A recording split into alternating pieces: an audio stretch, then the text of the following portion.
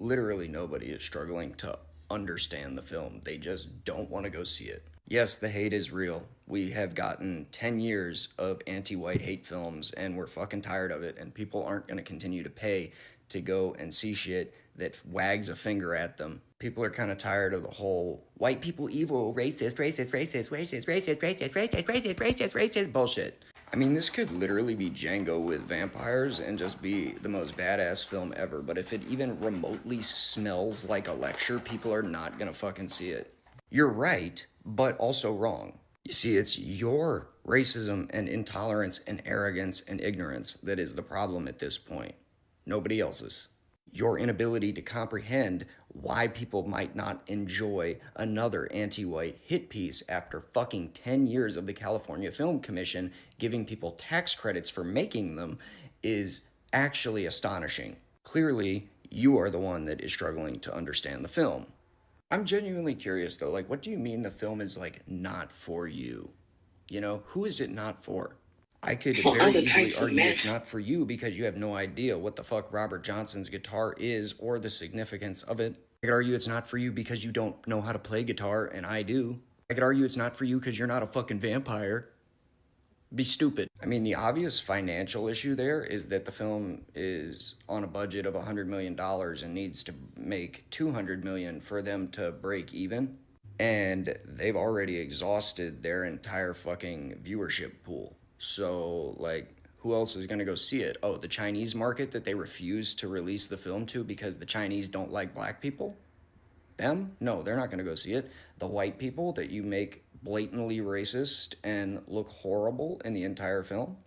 Nope, they don't want to go fucking see it. Maybe y'all should retool that trailer and make it not look so anti-white.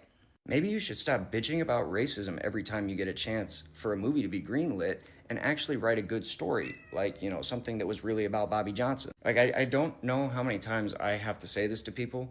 It, like, nobody fucking cares. To make a film about OG Bobby Johnson, like the real OG Bobby Johnson, and his cursed fucking guitar and his pact with the devil could have been a fantastic premise if it wasn't just some way to lead into white people are evil. Like, sorry, dog, we've seen this shit before. We don't want to fucking watch it for the 8 millionth time. On top of hearing it on Twitter, TikTok, and fucking every social media goddamn platform there is, because you guys have turned them all into fucking safe spaces where anyone with an opinion that is different than yours gets banned for hate speech. Funny how you guys love diversity so much until it's actually diversity of thought. You know, something of significance. Like, I don't even know why the fuck I got a notification that this dude made this video, okay? All he did was glaze the shit out of it in his initial review. Hello, what's up, everybody? How you doing? I'm hoping that you're doing super great from whatever you're watching me from. As you know, this is your presenter, Jindok Stories, and I'm hoping that you are super great from whatever you're watching me from. Now, there's something important that I feel like we need to discuss. Just recently, Ryan Coogler, American filmmaker, who created a movie called Sinners, which has sparked a lot of talks, especially in the United States. White people have come out complaining about how the representation towards how they've been represented in the movie is so stereotypic. Now let's just take a minute, right, and reflect and see about all this. For the longest time, representation of black people has never been good. Well, I'm trying to see what Ryan Coogler did is just to set up reality through a style called an illusion. Because look, we all know the dehumanization that white folks did to black people throughout the history, right? And so all that happened in the movie was more of a satire. It was a satirical thing towards the representation of black people. And now he went ahead and gave them a role that really serves them symbolically and metaphorically at the same time. When you talk about vampires, look at it in this way. They suck from people, right? And this is what, through colonization, through slavery, they sucked black people's resources. They took our ancestors away from us. And this is everything that happened. All this was symbolical.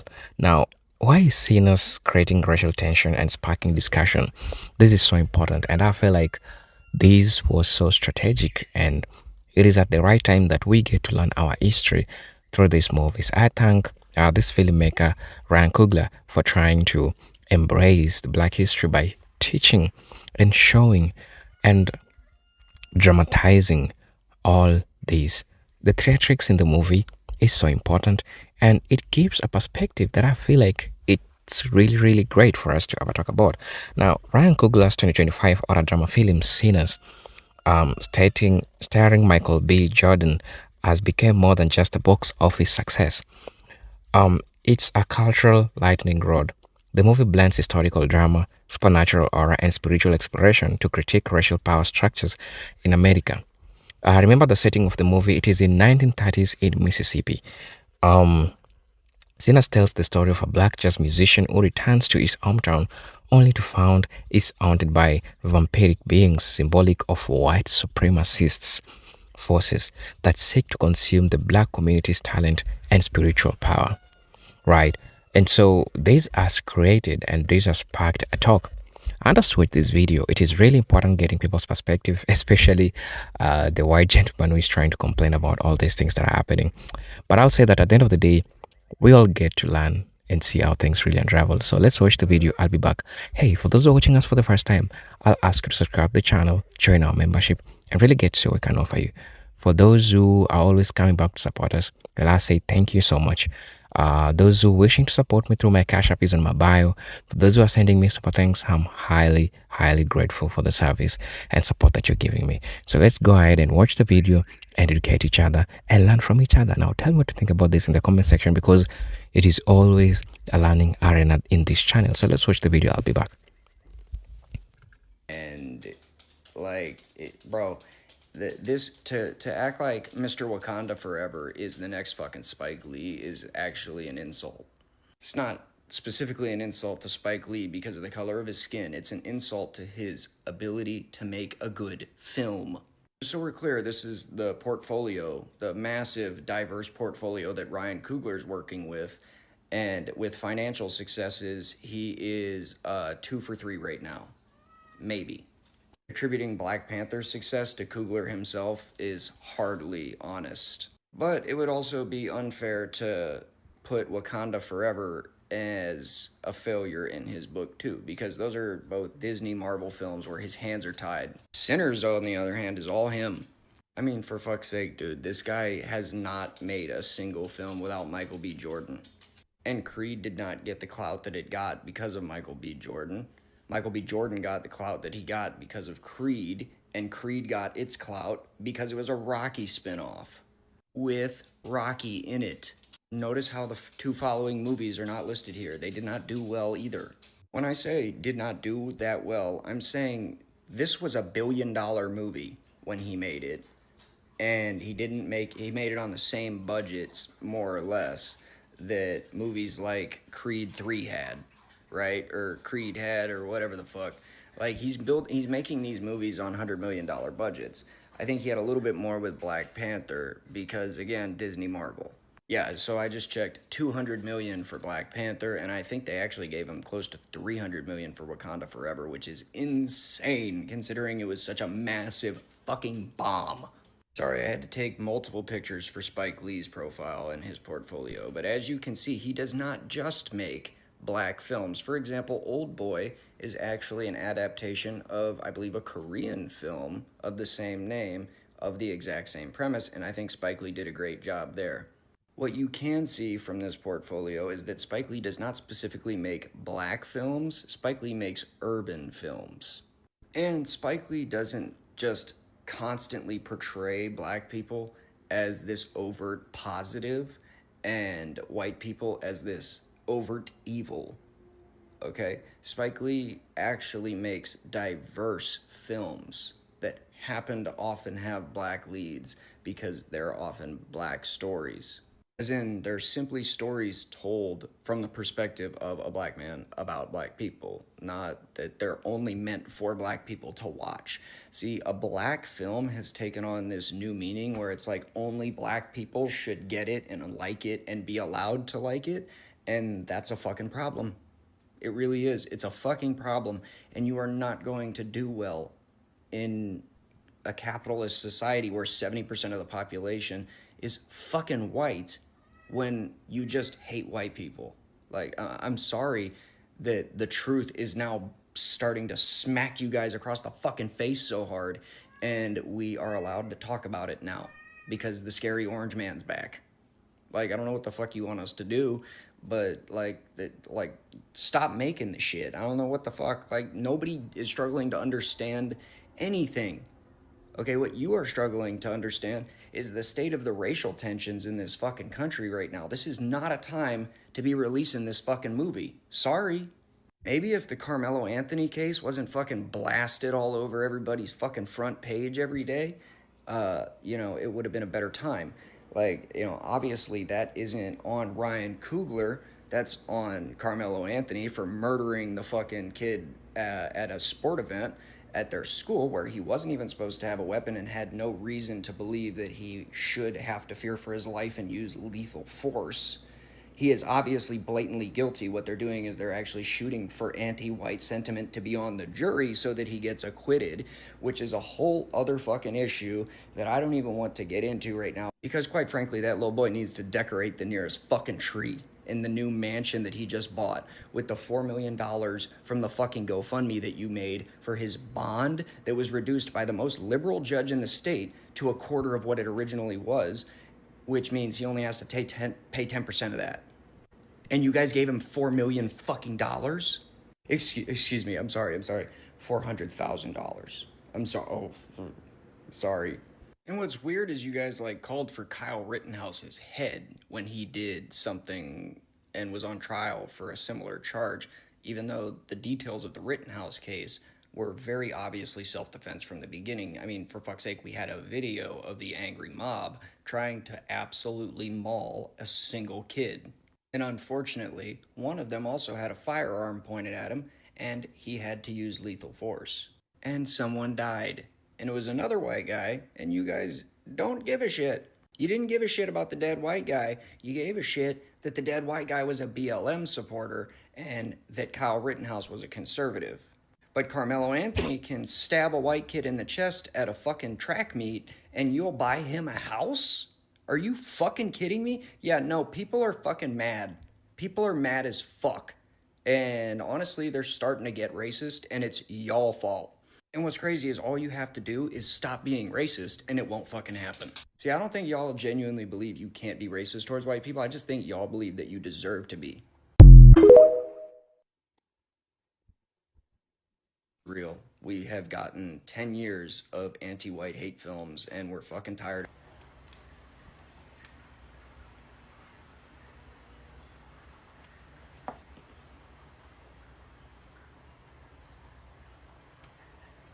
You're so tired of it, you made a video about it and then turned off the comments.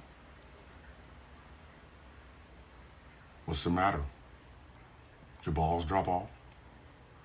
Are you afraid to say what you really want to say, buddy? Are you? Okay. Who hurt you? Who was it that hurt you? Who was it that made you feel like you were inadequate? Had to be somebody, right? Had to be somebody that made you feel like you were inferior. Because that's the only reason that you would have brought yourself on Ryan Coogler's internet using Michael B. Jordan's Wi-Fi in the year of our Lord Angela Bassett to say something as stupid as this. Who hurt you? What happened? Something had to happen, right? 10 years of anti-white hate?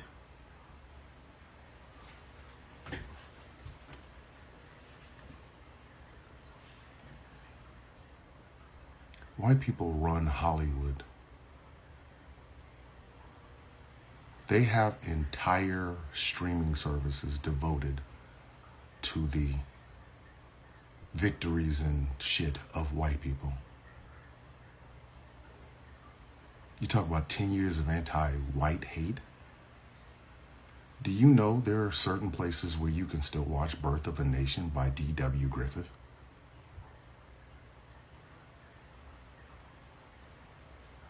That's all celebrating whiteness. So I'm genuinely asking, who hurt you?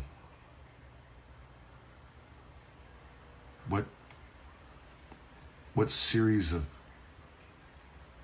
decisions led you hurling into this? You were so confident that you turn off the comments because you don't want to get roasted in your own comment section, complaining about a movie about vampires. And you say that's anti-white hate and nobody's going to see it? It's the #1 film in America right now. I just got home from watching it. Who hurt you? And follow up, you know the MCU is filled with white guys. I mean, unless you don't count the Hulk, because he's green, but bunch of superheroes. The DCEU is filled with white men. Unless you count Wonder Woman, but she's Themysciran, and if you count Aquaman, we can't count Aquaman. He's from Atlantis. You know, Tom Cruise is still making Mission Impossible films. You had 4 John Wick films. 1, 2, 3, 4. What is this anti-white hate you're talking about? Who hurt you? I'm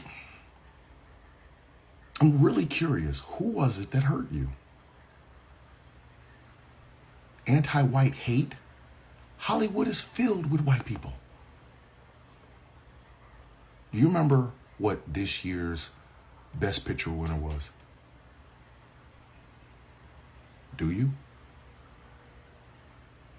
You probably don't. Do you know what last year's Academy Award-winning film for Best Picture was?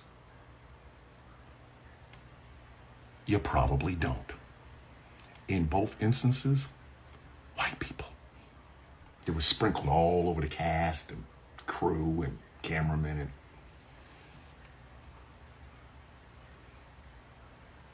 And how many black folks were in Game of Thrones? That shit ran for 8 seasons. 8. That ended in the past 10 years.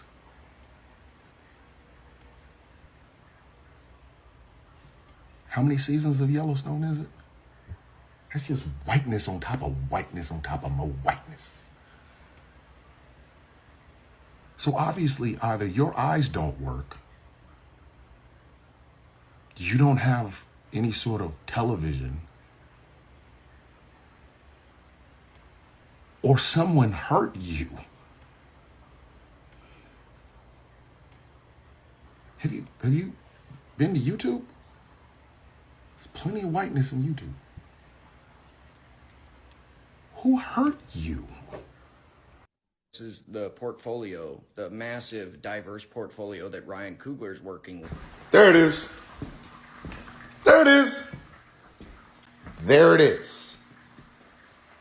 So you go into your little tirade about Ryan Coogler's massive portfolio. Okay. And you want to talk about, well, the 2 Marvel films don't count because it's Marvel. His hands are pretty much tied. Were they, though? Were they? Do you think Marvel and Kevin Feige are going to give millions of dollars to a director for what is basically amounts to one of their tentpole films if he's not good at what he does? Let's look at that list, shall we? Because I know you probably have not watched any or all of those fucking films. So let's go ahead and talk about them. Fruitvale Station, the true story of the murder of Oscar Grant, which was an impactful, very impactful fucking film. So good, so very fucking good, that Ryan Coogler's name was being brought up for awards for that film. Whoo, there, you're 0 for 1 already. Creed. That was Ryan Coogler breathing life into a dead ass franchise. How many more times are we gonna watch Rocky Balboa get his ass into the ring? And so, considering the fact Sylvester Stallone doesn't even own the fucking rights to that movie, it was dead. It was fucking dead. And then Ryan Coogler said, you know, there's a story there. We could tell the story of a child of Apollo Creed. We could bring Rocky in as his trainer. Ooh, new franchise is born. How many Creed films are there now? 13. Black Panther. Again, Marvel Studios, realizing that their entire catalog seems very white. They said, you know what? We have access to every character. I know one we should put out there, Black Panther. Considering the fact that Captain America's shield is made out of vibranium, and I mean, if you're going to bring out vibranium, you have to bring out where the fuck it came from. And in the comic books, it came from an all-black country. Who are going to give millions of dollars to do this? Spike Lee ain't going to do it. Spike Lee has made his legend already. He don't got to prove nothing. The late, great John Singleton kind of speaks for itself. Ooh, let's get that kid. Let's get that guy that did that Fruitvale Station. Excellent fucking film. Gives us a little bit of prestige. Get him. Didn't he just finish Creed? Yeah, that was a big hit. Bring him in. Here you go. Here is the character's background. Ta-Nehisi Coates did an excellent run on Black Panther. The setting, the look, the aesthetic, the story. Ooh. All of that. Ryan Coogler. Kevin Feige looks at it and says, this is art. This is cinematic. Wasn't that movie nominated for an Academy Award? Oh shit. Look at that. Nominated for an Academy Award. The first superhero film to do that. Wakanda Forever. The sequel to this massive billion-dollar critically acclaimed movie. A celebration of life of the main character. A celebration of life to one Chadwick Boseman. Oh, and see, Ryan wasn't done with y'all. Nah. He's going to bust you upside your head with some shit, wasn't he? Let's bring in Talokan and Namor. Bringing back that Spanish history, bringing back that history of native people, native Spanish-speaking people. Nasty. Now you got a combination you cannot fucking believe, because what did he also do? He went and found himself authenticity amongst the characters from Talokan. And now we have Sinners, which is the one that you really don't like. Oh, and I want to bring up that whole Michael B. Jordan thing. Let's talk about that. Scorsese had De Niro. You see where I'm going with this, right? Okay. Christopher Nolan has brought out the best of Christian Bale and his go-to guy, Michael Caine. Nobody seems to say a goddamn thing about it. But let a black director, Spike Lee with Denzel Washington, Spike Lee with Lawrence Fishburne, Spike Lee with Giancarlo Esposito, Ryan Coogler with Michael B. Jordan. Let a black director do that exact same thing and all of a sudden it's anti-white hate. Let me explain something to you, you little human being. Your feelings are hurt because nobody is centering you. You talk about 10 years of anti-white hate. Let me explain something to you, son. We've had 400 years of that. Y'all call it CRT now. But it's history. And while you sit here bitching, moaning, and complaining about the fact that your pigmentation was represented badly in a movie about vampires and the Klan, the current occupant of 1600 Pennsylvania Avenue is erasing the true history of people with my pigmentation. What are you complaining about? What are you complaining about? Are you getting something out of this? I'm still wondering who hurt you. I really am. Because at the end of the day, Ryan Coogler is being celebrated as one of the hottest new directors around. And his resume, the thin resume as you call it, that thin resume has some of the most memorable moments, memorable stories, memorable cast, and things of that nature in film history. His work has been critically acclaimed. His work has been box office bonanza. His work has gotten him all the way to the Academy Awards. And he's what? 1, 2, 3, 4, 5 films in. Meanwhile, you are stuck in your apartment in probably Reseda, bitch moaning and complaining about his work while doing absolutely none of your own. You patting pockets and those pockets don't belong to you. They genuinely don't.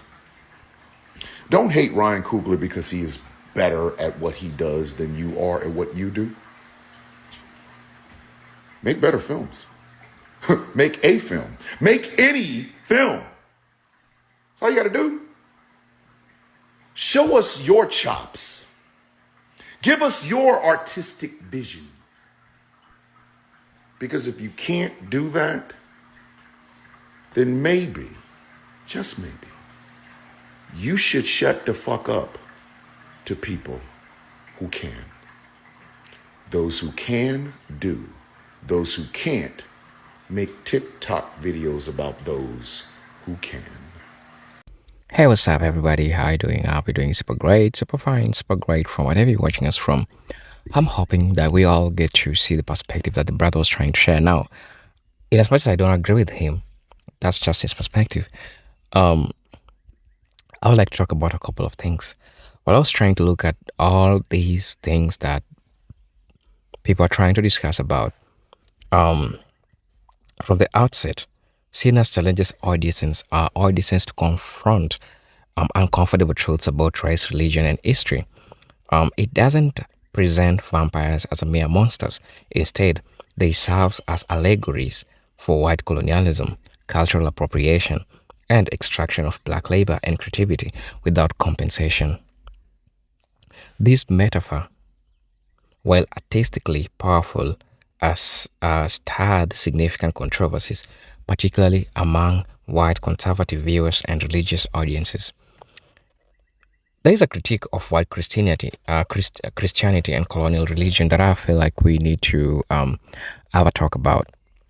First, one of the film's most provocative elements is the critique of Christianity, particularly the form of Christianity historically used to control and pacify enslaved and colonized black populations.